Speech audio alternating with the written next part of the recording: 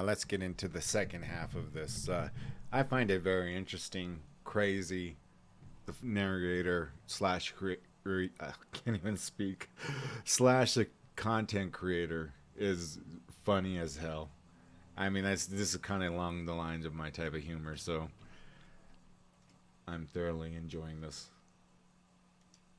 Gil Perez. In 1593, a Spanish soldier named Gil Perez claimed to have been mysteriously transported from the Philippines to Mexico City in the blink of an eye. He claimed that the Spanish governor of the Philippines was killed by Chinese pirates, and he was working as a guard in Manila for the government's replacement when all of a sudden he passed out. When he opened his eyes again, all of a sudden he was in Mexico City. Obviously nobody believed this story and he was arrested for deserting the army. But a few months later, a ship came bearing news that the governor actually was assassinated, and one of the people on the ship claimed that he saw Perez in the Philippines the day after the governor's assassination. Now, my personal theory, it was aliens, green boots. Every year about 800 people attempt to climb to the top of Mount Everest. Some of them don't make it back. As a matter of fact, Mount Everest is home to about 300 bodies. Man, that's almost as many bodies as your mom. The most famous body on Everest is called Green Boots. The area in which the body is one of the stops you get to before reaching the peak. About 80% of climbers pass by Green Boots on the way to the top. So who is this guy? Well, in 1996, 8 climbers passed away in a massive blizzard. Green Boots was one of these climbers, although it's not exactly sure which one he was. Monsieur Choukhani was a Jewish teacher who taught some very high-profile students, including French philosopher Emmanuel Levinas and Nobel Prize-winning author Elie Wiesel. This guy was so mysterious that his gravestone reads, "The wise Rabbi Choukhani, blessed memory. His birth and his life are sealed in enigma." Nothing is known about this guy. His real name, where he was born, whether he was an Xbox or PlayStation guy, nothing. The Poe Toaster. Every year on January 19th, the birthday of Edgar Allan Poe, a man visits Poe's grave in the middle of the night and leaves a bottle of cognac and 3 roses before mysteriously disappearing. The man is said to wear all black with a wide-brimmed hat and a white scarf. Sometimes he would even leave notes like, "Edgar, I haven't forgotten you."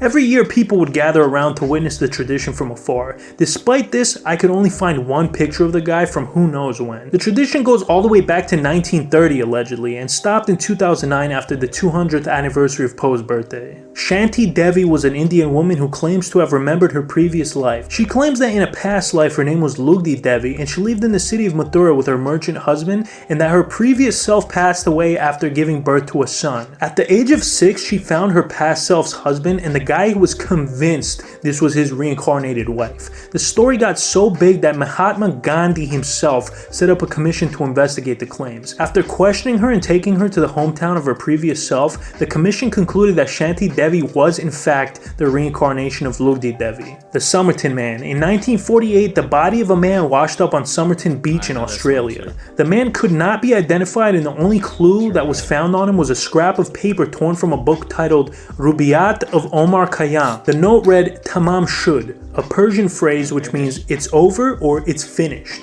Now, the man has never been identified, and the autopsy couldn't even find a conclusive cause to his death. It was speculated that he was a spy and he was assassinated, since this was during the height of the Cold War. The Countess Desmond was a noblewoman from Ireland. She was nicknamed the Old Countess Desmond because, well, she was fucking old. No one's sure of her exact age when she died, but it's thought that she was anywhere between 90 and 140.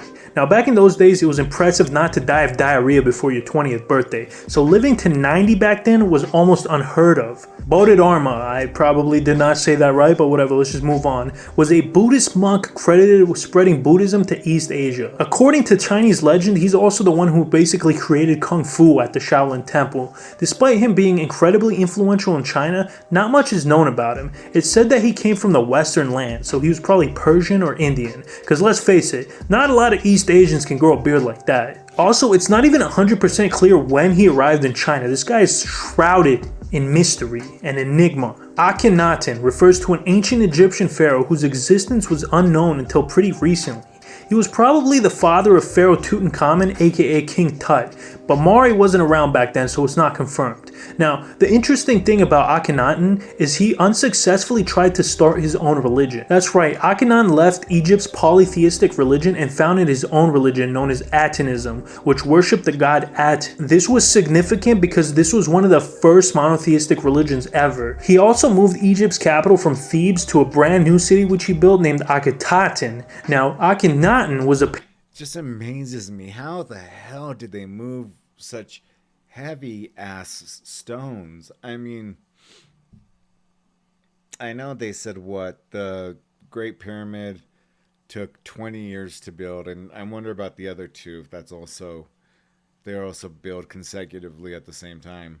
But I mean, it's over what, 200 and either 204 or 240 million stones, and then the pyramid used to be smooth on every side, with the top being probably what do they call it, not solid gold, but just dusted over painted gold, so you could just see it for miles, just glistening in the sun.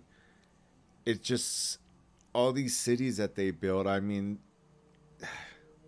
some of our best freaking equipment nowadays could not handle as much as some of those blocks used in the building of the pyramid, or used in the building of like Thebes, or where he's talking about now. Akhenaten was the guy obviously who came up with a new religion, or the guy that he was worshiping, the god that he was worshiping, to name that other city after him, and to see how big it is, and see the big stone structures around them. I mean, there's no like limestone or any other rock quarries anywhere near Egypt. So it's crazy, because nobody's, even our most brilliant minds can't come up of a way of how they did it. It's just, to me, that's nuts. Apparently not a popular guy, because after his death, Egypt went right back to their old religion and moved the capital back to Thebes. Future pharaohs would also destroy all of his statues and monuments and basically erase him from the history books. The only reason we even know about him at all is because archaeologists discovered his tomb in 1891. Wolf Messing was a self-proclaimed psychic and telepath. Now, you may be thinking, that's weird, but the weirdest thing about this guy, he was Polish. Oh what, you thought I was gonna go a whole video without making a Polish joke? Come on!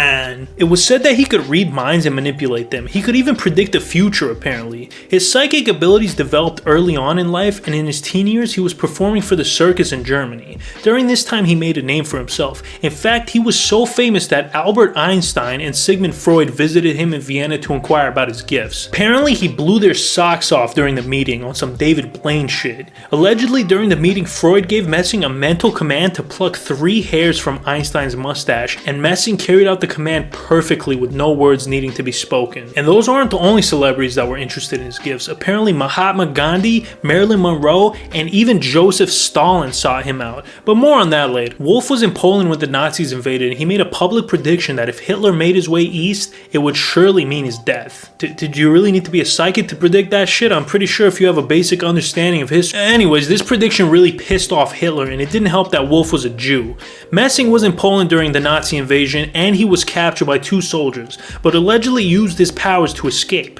He then ran away to the Soviet Union, where Joseph Stalin himself requested that he be brought to the Kremlin. Stalin was curious of the legendary tales and tested Messing's skills. He gave him a mental order to rob a bank, so Messing headed over to the bank, and using the power of suggestion, mind-controlled the teller into giving him a check for 10,000 rubles. Actually, sorry, 100,000 rubles. That's even more impressive. Anyway, Stalin was amazed, but unfortunately the bank teller was probably sent to a gulag. Edward Keeley was an English occultist and alleged spirit medium, meaning he could speak to the dead. And big surprise, he was also an alchemist. How come every weird mother sucker back then was into alchemy, bro? It was like the anime of its day or something. He was known for his relationship with John Dee, another occultist slash alchemist who also happened to be Queen Elizabeth's court astronomer and advisor. Dee discovered Keeley when he was looking for somebody that could speak to angels, which Keeley apparently could do with the use of a crystal ball. Edward Keeley spent most of his life traveling around Europe, going going to different noble houses where he would provide his services as a medium. Also, I think I should probably mention that Keeley was a known charlatan who was arrested for forgery and counterfeiting. Sidney Gottlieb was a chemist who worked for the CIA.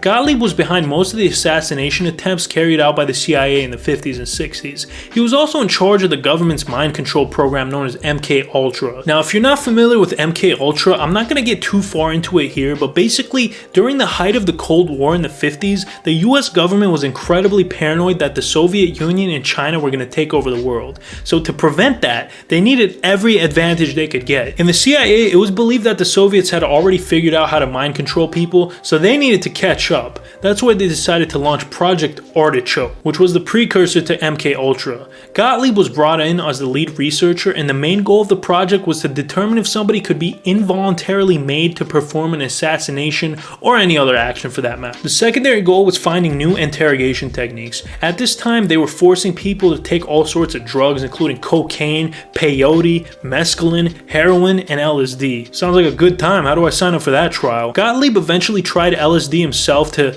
test its efficacy.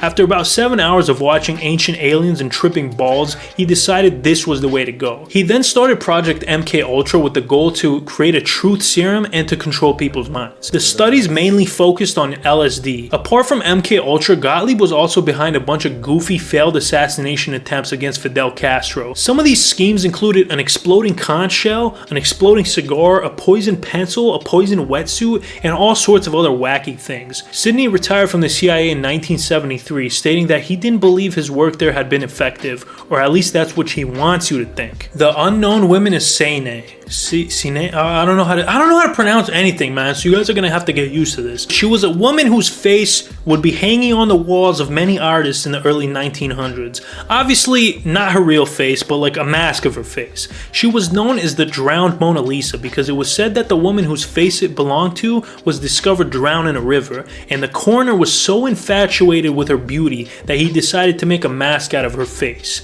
The mask was so popular that it was actually used as the model for the very first CPR dolls, and they're still in use today. That's why she's known as the most kissed face of all time. Ching Yuen was a Chinese herbalist and martial artist who was known for his incredibly long life. Yen claimed to have been born in 1736 and he passed away in 1933. According to my calculations, that's carry the 3, a long fucking time. He also apparently joined the army at the age of 72. Yen attributed his longevity to subscribing to Dantavis' YouTube channel. That's weird, man. We should probably test that theory out. Aristias was a Greek poet who was active in 700 BC. Apparently when he died, his body went missing and he turned up 240 years later in Rome and commanded that a statue be built of himself. There's not really a lot of information on this guy, but I don't know, man. Who knows if he even existed? The Max Headroom Incident guy. Max Headroom was a fictional character who premiered on British television in 1985. The fictional backstory of this character is that he was the world's first artificial intelligence talk show host. He got pretty popular in the 80s, at one point even appearing on David Letterman, but he's probably most famous for the Max Headroom Incident. In 1987, an unidentified man wearing a Max Headroom mask hijacked 2 separate television broadcasts in Chicago. Despite multiple investigations, So for people who don't fully understand, you had to have been extremely smart to have been able to hack into, and that was when the term hack was, mostly used all the time. Now I know it's kind of an outdated term, but he hacked into these 2 television stations, and in order for him to do that, he had to be extremely close by. I'm talking about like maybe 500 to 1,000 feet away, and they still could not find this guy, if it was a guy, because the voice is altered, everything about it is altered. I mean, it just is way out of whack. I've heard this many times, and that's where I got the information that he had to have been very close, because the technology wasn't there at the time to do it from afar, that you really had to be close by in order to take over those 2 stations. And so just the strangest shit that he's saying and doing with this Max Headroom mask. and a lot of speculation the hijacker was never caught.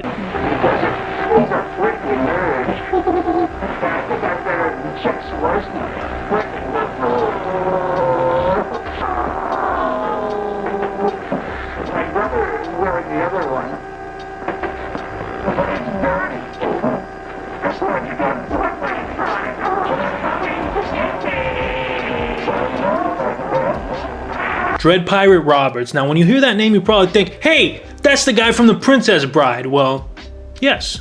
But it's also a real guy named Ross Ulbricht, who ran a website known as the Silk Road. If you're unfamiliar with the Silk Road, it was a dark web market where people could buy and sell all sorts of illegal things. Drugs, guns, fake IDs, bootleg Doctor Who DVDs, you name it. The Silk Road ran through Tor, which is a software that redirects your IP address so it can't easily be tracked. And the transactions themselves were carried out using Bitcoin because that leaves no paper trail. So for all you people saying Bitcoin is useless, I bet you feel pretty stupid right now, don't you, huh? Yeah, let's see you try to buy illegal Doctor Who bootlegs with cash. Go ahead and try it. See how far you get. Anyways, despite everything Ulbricht built, he was not very smart, and he left a lot of crumbs that helped the government track him down. After only 2 years of operating the Silk Road, he was convicted on charges of money laundering and conspiracy to commit computer hacking.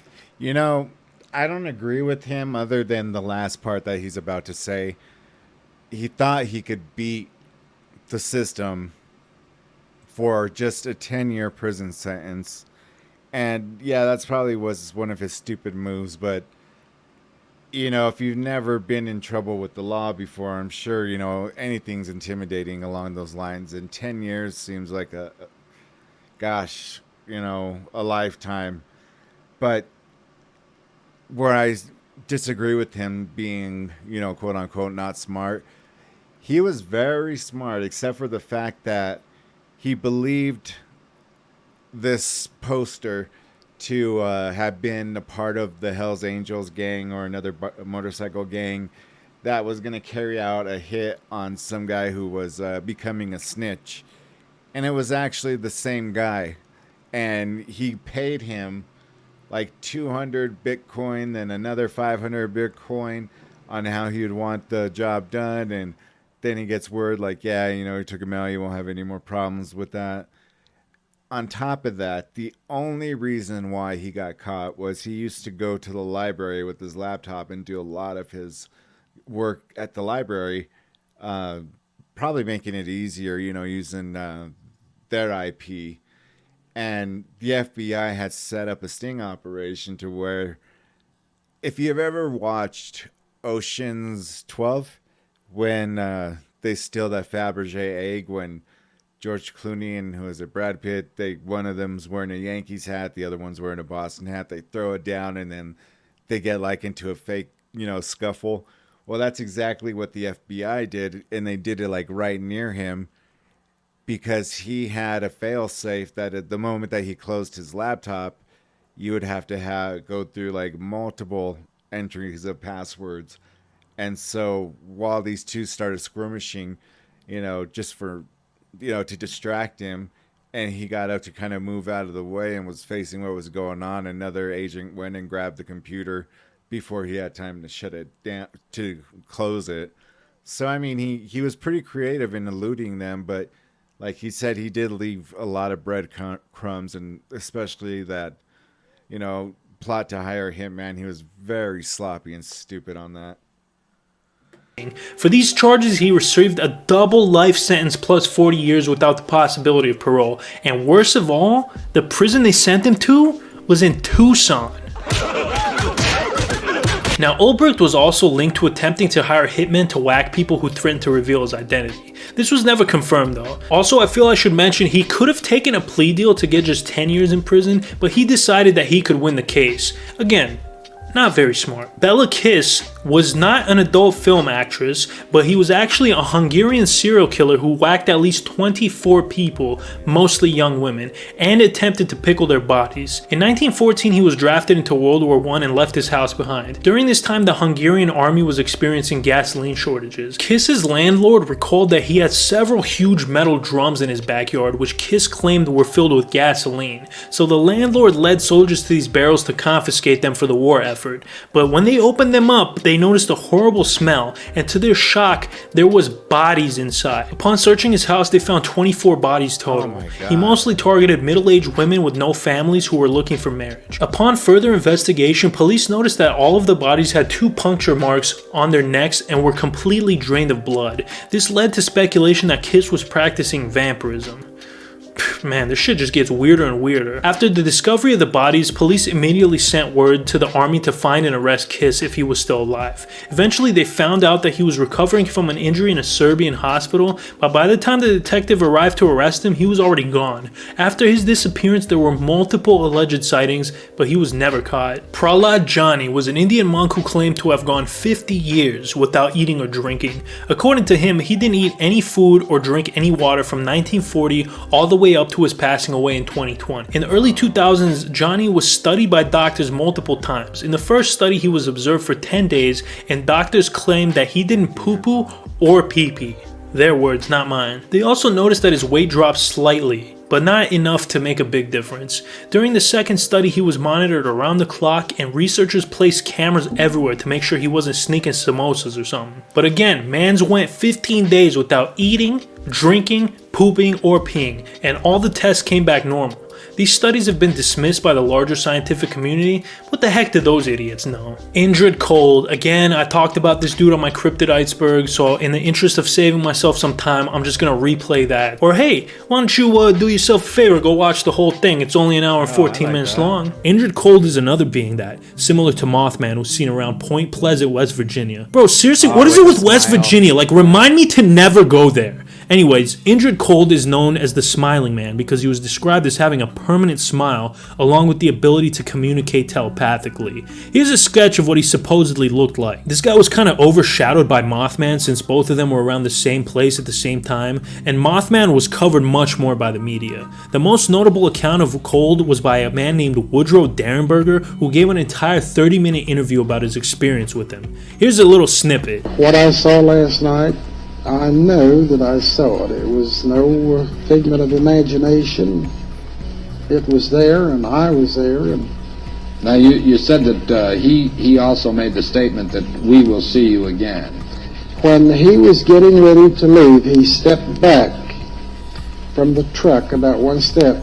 Then he said, Mr. Derenberger, we will see you again. He didn't say I, he said we. Alright, let me give you a breakdown of the entire discussion. Woodrow claims that he witnessed an aircraft that was hovering about 12 inches off the road, and it suddenly pulled up in front of him, and a door opened to the craft, and then a being exited the ship. The vehicle then flew up 50 feet in the air, and the being walked up right to Derenberger's truck window and told him to roll it down. Derenberger described the being as looking like an ordinary man, 6 feet tall, about 35 years old, and wearing a glossy metallic dark blue coat. My man's fashion was truly out of this world. The man spoke to Woodrow telepathically. His mouth did not move. Instead, he had a fixed smile on his face, and the man told him, "Roll down your window. I want to talk to you." During their discussion, the man called himself Indrid Cold. He told Woodrow that he meant him no harm. Derenberger went on to say, "I was very frightened, and as far as I can understand, this was all mental. There were no spoken words from him. I know what he was asking me, but yet he stood there and his mouth did not move. He had a smile on his face and he appeared very courteous and friendly." Dang man, tell that to the guy who drew these sketches. This motherfucker does not look courteous or friendly. Indrid Cold and Mr. Derenberger's conversation lasted about 10 minutes. Before returning to his flying craft, he said, "We will see you again." There were other sightings with various descriptions, but this was by far the most in-depth. The Mante tribe is a primitive and elusive tribe that supposedly lives deep in the jungles of Indonesia. Modern Indonesians believe that they are descended from this tribe and that it still exists, living like they used to live back in the day. Speculation that this tribe still exists was fueled by this video taken in Sumatra back in 2017.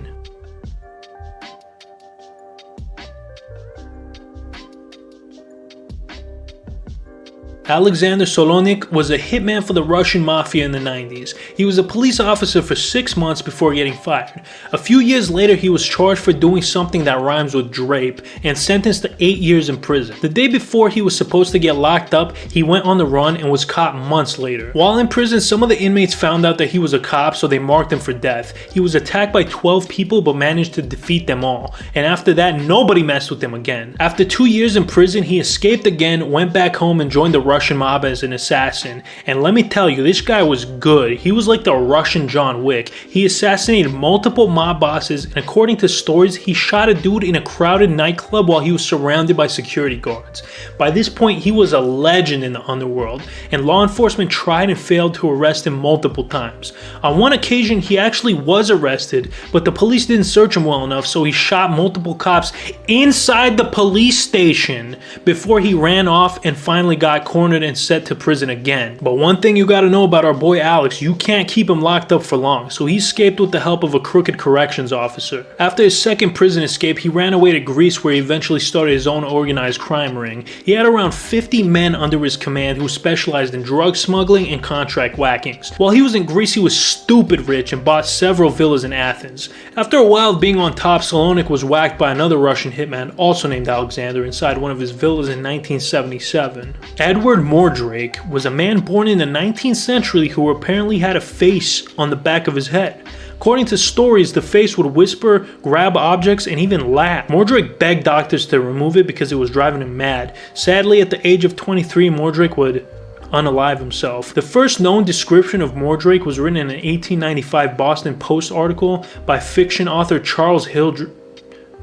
Really, a fiction author? Next. The Queen of Sheba is a woman mentioned in the Hebrew Bible. She brought a caravan of valuable gifts from her homeland to King Solomon of Israel. Now, King Solomon was known to be the wisest man alive, so when the queen arrived, naturally she tested his knowledge with questions and riddles. Now, scholars aren't exactly sure where Sheba is, but it's generally thought that it's either in Arabia or Ethiopia. Different cultures have completely different stories about who she was. In Arabic tradition, she was from the kingdom of Saba in modern-day Yemen. In Ethiopia, however, the Queen of Sheba is a huge part of their culture. According to them, the Queen of Sheba became pregnant by Solomon and gave birth to a son named Menelik. Menelik one day traveled to Israel to meet his father Solomon, and when he returned to Ethiopia, he brought the Ark of the Covenant back with him. They believe the Ark is in Ethiopia to this very day, and Menelik was the first ruler in a dynasty that lasted up until the 20th century. King Koloksai. The Scythians were a group of ancient tribes who inhabited most of Central Asia. It's thought that King Koloksai united the tribes and founded a dynasty that lasted around 200 years. And apparently he smoked weed, man. Ganja,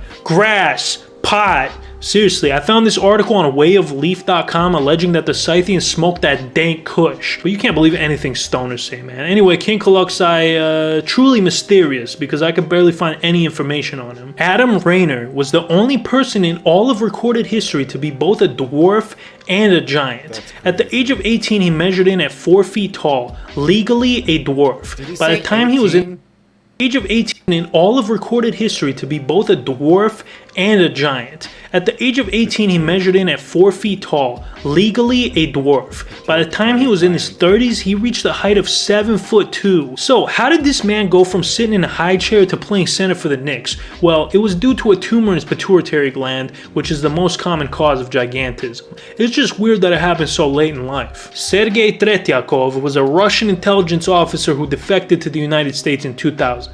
Sergei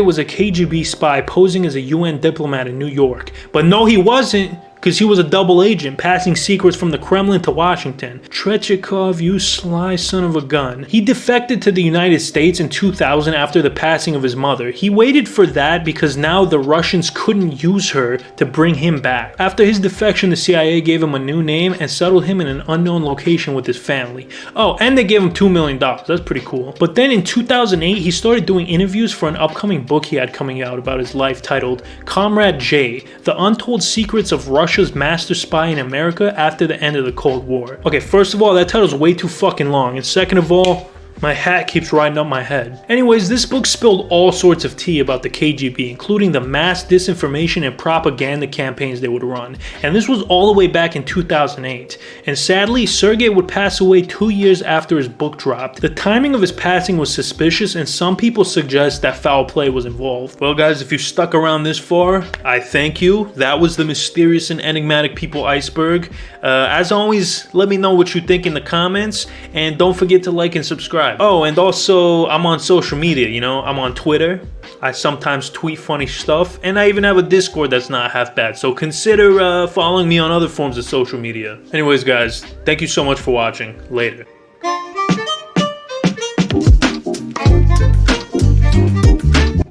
right, so dude is obviously funny, man. The moment I seen this, I was like, wow, that my sense of humor. He's just, I don't know, and plus all the cool, you know, people throughout history who have just been mysterious, enigmatic. I mean, it's just, yeah, it's something else. So, anyways, guys, thank you for sticking around as well, and yeah, I'll be back with some more. Until then, peace. What did I do here? Oh, there we go.